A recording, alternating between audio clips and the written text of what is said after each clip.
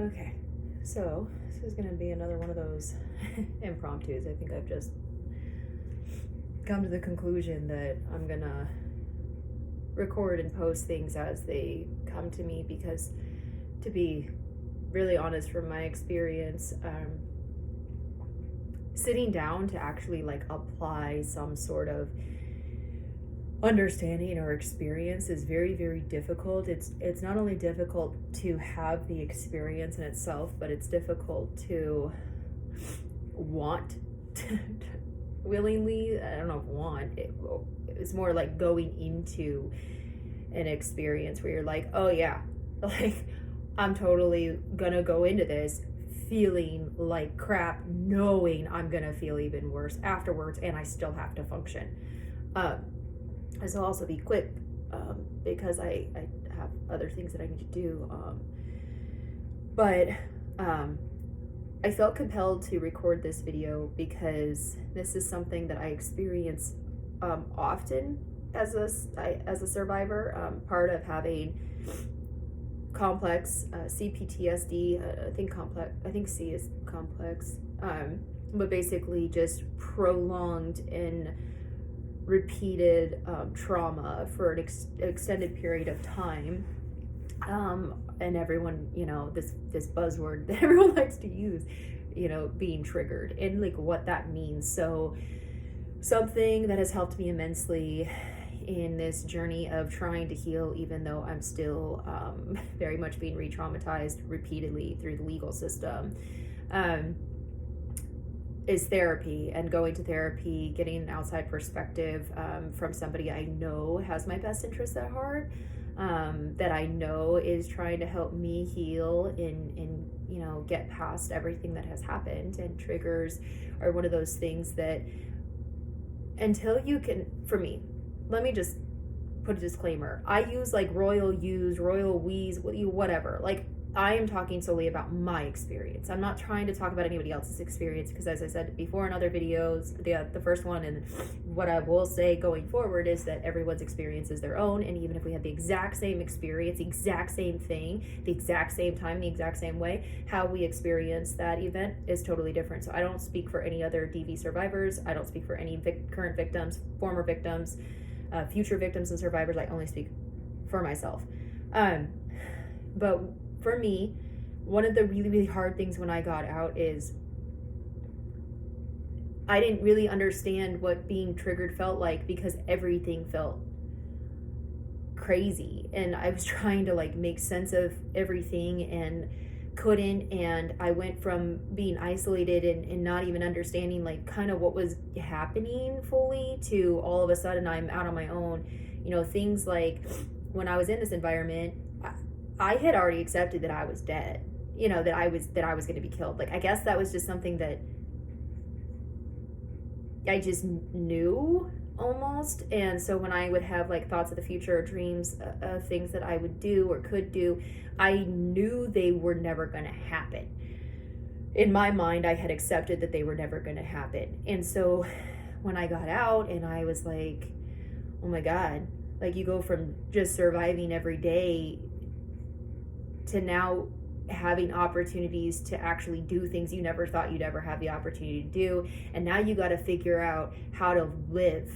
Like, right, you go from survival to living. And I'll talk about the in-between at some point, realizing there's an in-between between surviving and living. There's this in-between of just existing, and like understanding that you still exist, and that you don't exist in that environment. You exist as this individual person that actually has an existence beyond serving your abuser, and then trying to survive and trying to deal with all of this. So one of my big things was triggers, and like not knowing when I've been triggered, not knowing what that means, not understanding what my feelings feel like or what those feelings are. It took me a couple of months, probably like 2.5 months, to even learn how to really cry.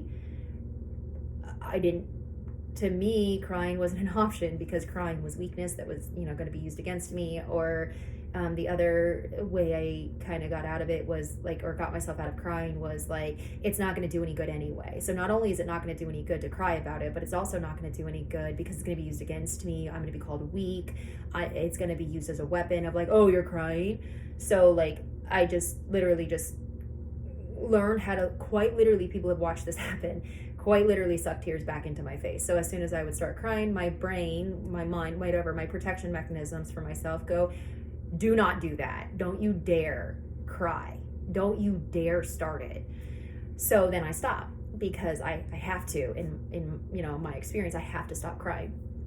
So a lot of emotions that I didn't understand, like really how to feel or like what they felt like or how intense or why they would come up at random times, through therapy, I learned more about triggers. I knew conceptually what they were forever. I was diagnosed with PTSD before I was abused for over a decade. For other life experience, I haven't had the easiest life, but understanding that I have been triggered, understanding what that feels like. I'm really stressed out right now. I'm sure that's obvious. I probably still have, my chest is all blotchy. I'm still very like choked up in my throat. But one of the biggest things for me was recognizing when it's happening and being able to take a step back and be like, okay, what am I experiencing right now? The trauma is not happening right now. Unless it is, then that's something completely different. We're not talking about actual legitimate trauma happening in real time. We're talking about triggers to a perceived trauma based on an experience that is kind of random, right? Someone said something, you heard something, you smelled something. My children go through a lot of smells. For instance, my daughter cannot eat pepper because she'll eat it if she doesn't know what's in it. If it's in the food, if she sees it, she can't eat it because it's a trauma response because she was forced to eat pepper and she was given more pepper because she didn't like it. These are things that I've learned over time.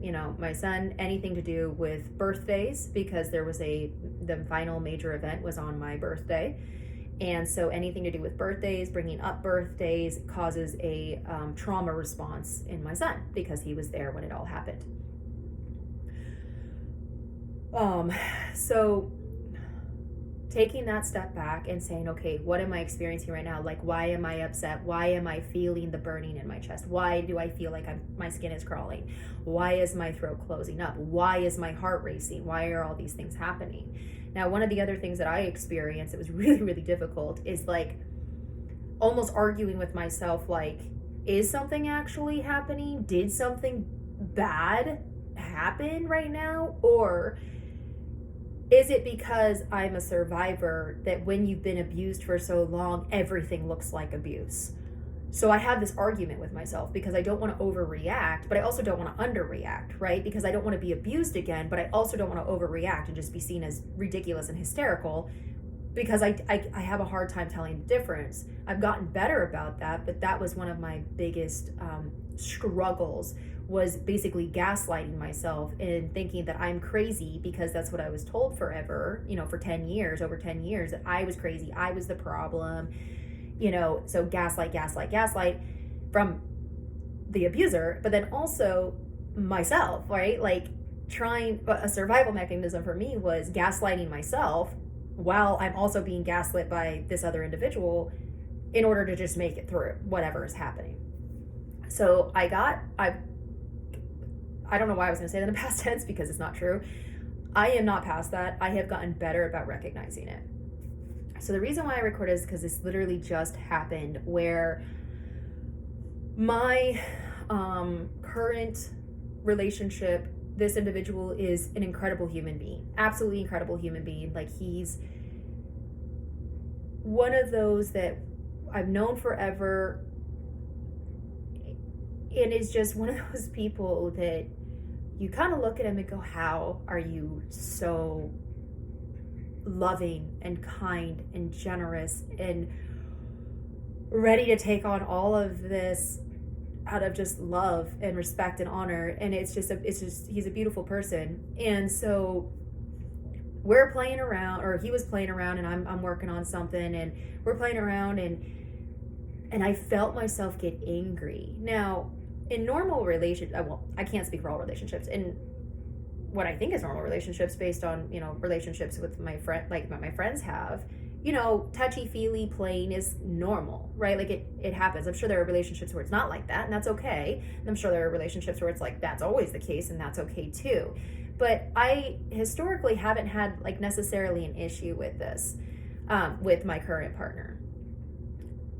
What I've noticed is as I've gotten more space, as things have kind of calmed a little bit, and I've gotten more space, that space is allowing feelings, emotions that I'm not used to feeling. I have to track the time. That I'm not used to feeling. It gives me an opening to feel these things, and it's a lot. And what I've noticed lately is I'm more reactive, I guess. Like when people say things or something, I'm like, whoa, like, hey, whoa, stop it. Like, and I get and I'm not combative necessarily. Like I'm just like, kind of like, I don't want to deal with this. So there's also been some re-traumatization, vicarious trauma happened this week. A friend of mine told me about a horrific experience that her best friend's sister had with someone who I won't even repeat what was done because it was not surprising, but just disgusting and horrific. And I won't re-traumatize others by giving this example, but it's said to me, and I feel this, right? I feel this because I can't do anything about it.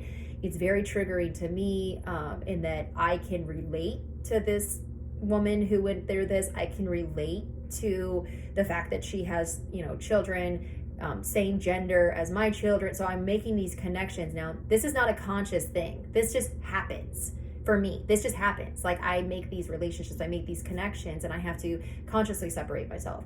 So I have this going on. I have trauma going on in another part of my life that's like in real time occurring that I'm trying to understand, and I'm trying to place boundaries because abuse is not really that uncommon. And abuse happens everywhere and in a lot of forms, and it can happen in your personal life, it can happen at work, it can happen with strangers, it can happen in extracurriculars, it can happen where you don't think it should happen, it can happen in in the medical thing, it can happen anywhere. Abuse is abuse is abuse. It doesn't matter where it's happening, who it's coming from, when, why, whatever.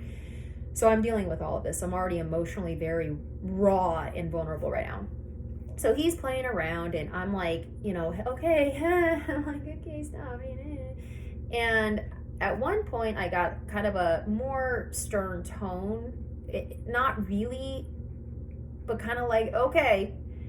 And it was pretty subtle, and he didn't pick up on it.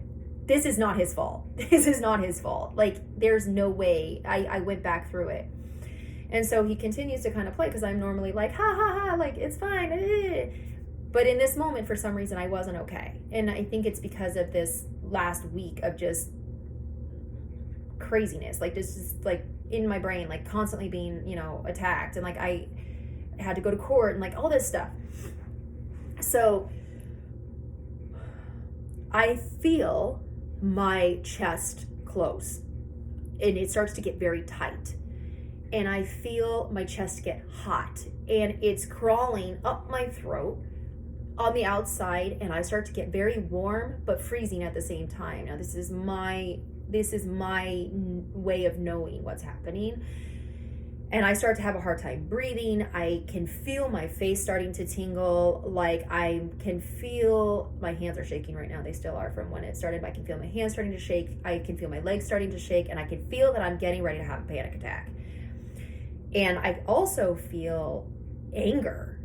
And I don't feel anger for no reason. Like it takes a lot. Anybody who knows me personally, it takes so much to get me to the point of like anger.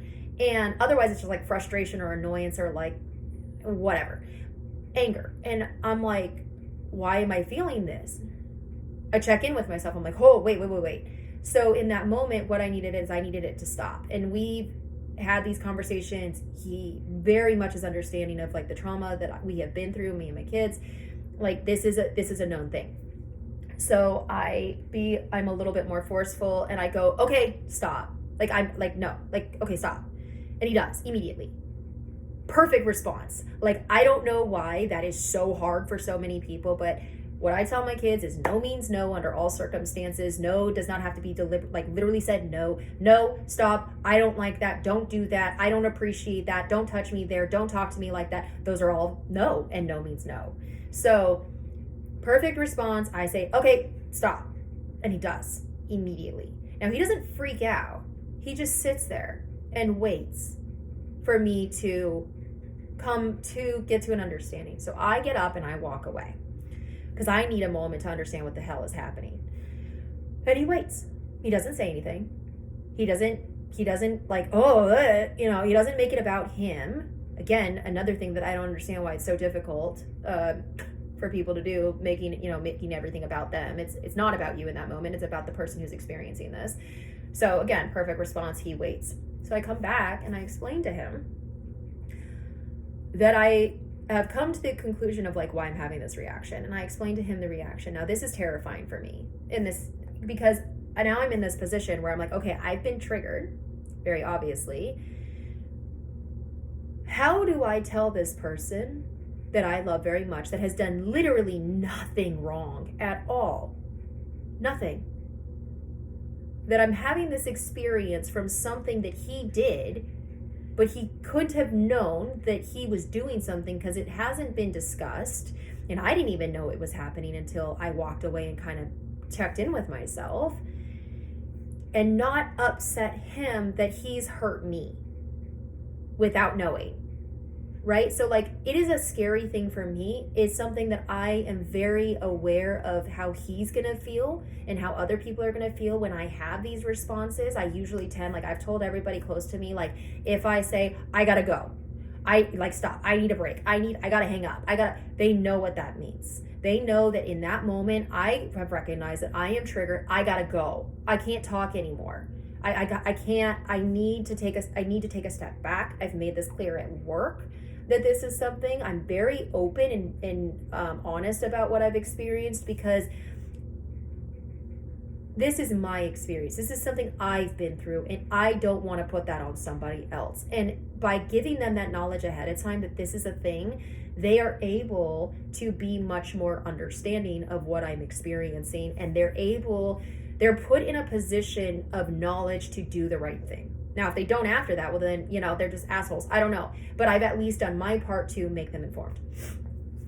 So I start to explain to him, look, I don't know how to say this. Part of me doesn't want to say this because I don't want you to be upset. You've done nothing wrong, right? Like, let's lay the foundation. You've done nothing wrong.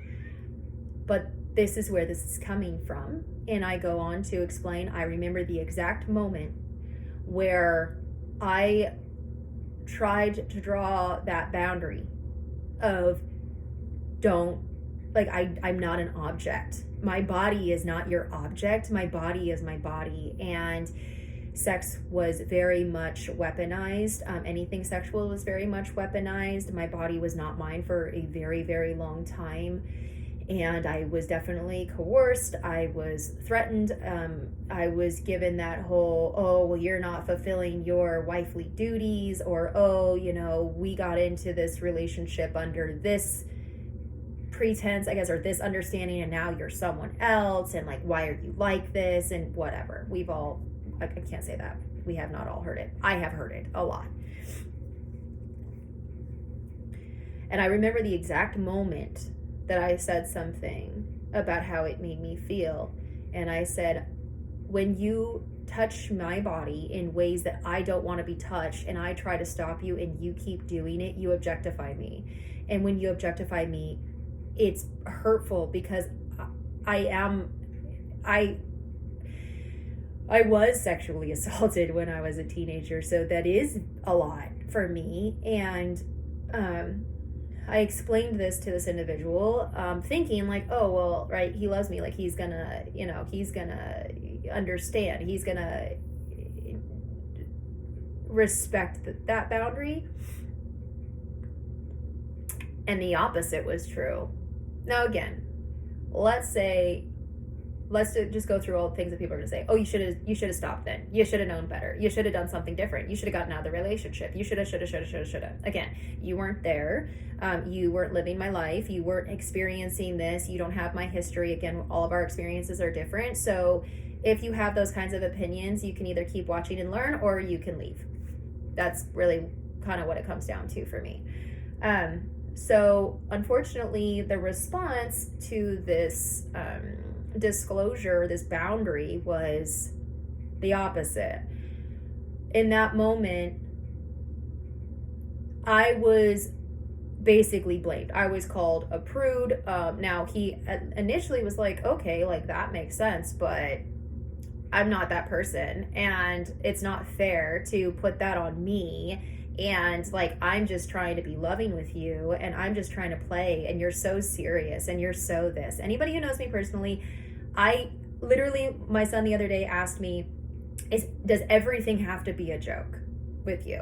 I thought it was hilarious, and so I'm laughing. I laugh all the time, not in these videos because these videos are very emotional, but I think everything is kind of funny, because if it's not dying, like, it's not serious. That's just the life that I've lived. So everything's kind of a joke. I think I also have just this like really dark humor that's helped me survive all of this. But yeah, in that moment, it was, everything is my fault. I'm a prude. I am not giving him what essentially was non-verbally agreed to by getting in a relationship with a hypersexual person. And that as a result, like, essentially it was implied that like my body was not mine, and because we were in a relationship, it was his, and he could do whatever he wanted, right? And this was not this wasn't the only time. This continued, and then thereafter actually got worse, where I was constantly being touched, even if I didn't want to. I was constantly being coerced, even if I didn't want to do anything. If the kids were home and I didn't want to engage in that kind of relationship at that time, it was basically like I would get cornered, stuff like that. If I was sick, because I had a lot of illnesses at the time, again, that are no longer there magically, then I would get the countdown. We haven't had any kind of sex in whatever, 14 days, a month. I can't even remember the last time, right? So then again, it's my fault that I'm sick. And even after I had major surgeries, it would be a fight until I gave in. And then I was like, whatever, man, like if this gets you off my back, like I just don't even care. Then if like I wasn't, I guess, and maybe this gets a little too personal, but this is real. So like, if it makes you uncomfortable, I apologize. Don't watch. I don't, skip forward. I don't know. But if I wasn't playing the part or behaving, acting in a way, having the response that he wanted or expected, then that was the problem, right? Then that was what was wrong. So like, oh, you don't even act like you're like enjoying it. Well, surprise, I'm not. I didn't want to do this. Like, I'm literally just giving in. And then it got to a point eventually where like I literally was crying one time because I was so upset, and emotionally I was just like, why are you doing, like, why can't no be acceptable to you? And I was crying, and he was like, why are you crying? I was like, because I don't want to do this. And he was like, but I do. Like, can you stop crying? And I was like, sure, man. Like, actually, that's kind of interesting. And get back on that, I wonder if that's when crying became unsafe. That's kind of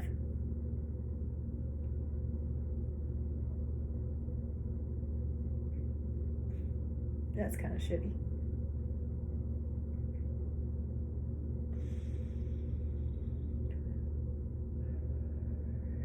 Okay, back to where I guess we were.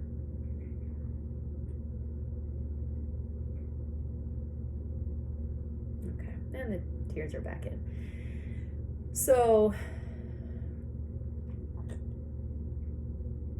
what's hard I guess the reason why I recorded this is to share that triggers are real.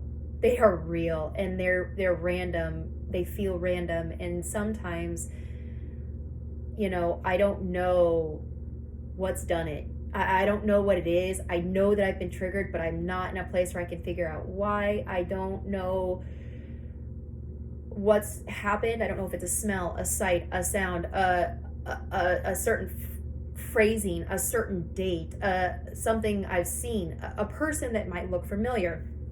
Simply seeing that, the name of this individual is enough to make me feel like I'm going to pass out. And I get that full trigger. Just seeing this person's name, just seeing it on paper or written, right? Even hearing this individual's first name called out to someone else, or someone else's has this name, I have a hard time. And so triggers are real. And when people have this experience, please give them space. I'm not saying just be like, screw you then, sorry, whatever. You don't have to say anything. Don't try to fix it in that moment, because right in that moment, likely they don't even know what's happening. They do, and they're trying to figure it out. And the more input in that moment, the harder it is to figure out what the hell is going on and how to get through it, right? So they're real. Another thing, and please give people who are having this experience grace and space. If they don't know how to explain it, but you recognize something is going on, just be there silently and let them know that you're there. Just say, hey, I'm here. If you need me, if you don't, that's okay. Another thing, please, for the love of all things holy, do not use the term triggered in an argument or as a weapon. When I've had people at work, I've had people elsewhere who I get kind of upset, and they'll be like, oh, did I trigger you? Don't do that shit. Don't do that, because you don't know what that person's experiencing. I've had people go, oh, did I trigger you? And I'm like, no, I'm just thinking. I just am thinking. I don't know. But immediately I'm put on the defensive, whoa, what happened? Nothing happened, right? Did I miss something? Did something happen and I missed it? Did I have some sort of inappropriate response that I didn't properly take care of? What is happening right now? So please, it's when people use oh, they're so bipolar.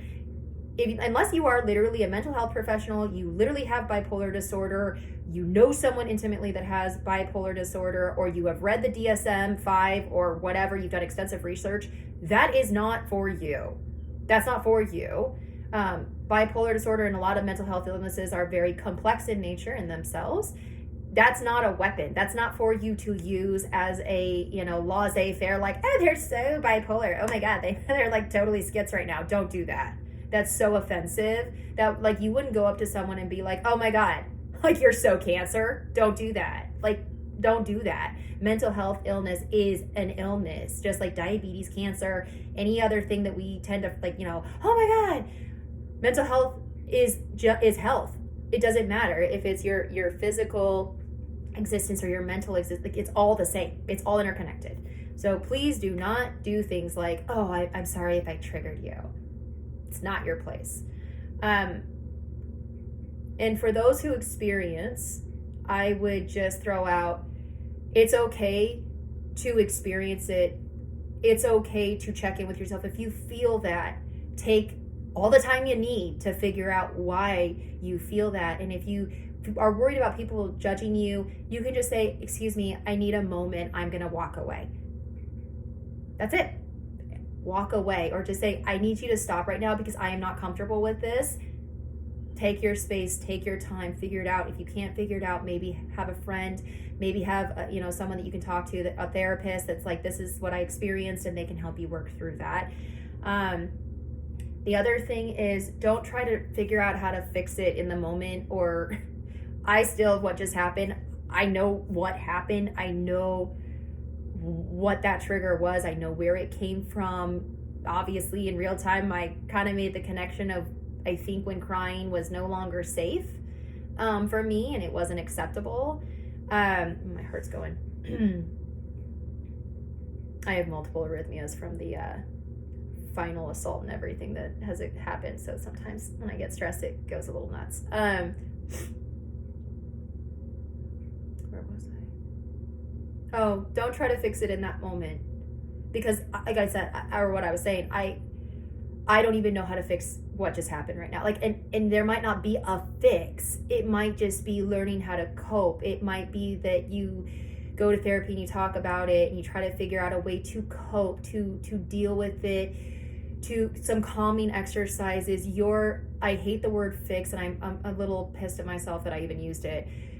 Slip of the tongue, I guess. But you're not broken. You're hurt. You're not broken. Someone hurt you. Multiple people hurt you. An experience hurts you. You are not broken. You do not need to be fixed. You are hurt and you need a place to heal, and you need resources, tools to help you heal. And a lot of that will come with the people around you, and those people being understanding and giving you that grace and space to have that moment to make an understanding of what's going on, so that you can move forward with trying to cope with that and trying to build trust with those who are worthy of trust. So that was a lot. I actually do have a thing I have to go to right now, but I think that's enough, and my heart is telling me that's enough, and I'm still kind of in panic mode, so I'm going to give myself some time before my next engagement to kind of calm down, I guess. If you made it to the end of this video, thank you so much for watching. I don't do the click, like, and subscribe for anything other than to share it with others. I will post more videos, so if you want to hear more videos, if you want to share videos, subscribe, and I'll post as things come up. There's not necessarily going to be any organization to it. It's going to be what comes up, and if you would please share this with someone who needs it, share it on your social medias. I don't get anything for this at all. I literally just want to help people by sharing my experiences and what I've learned along the way. So I guess click like and subscribe for no other reason than to help yourselves and others. I thank everyone for watching, and I do hope that everyone has a wonderful day wherever you are. Thanks.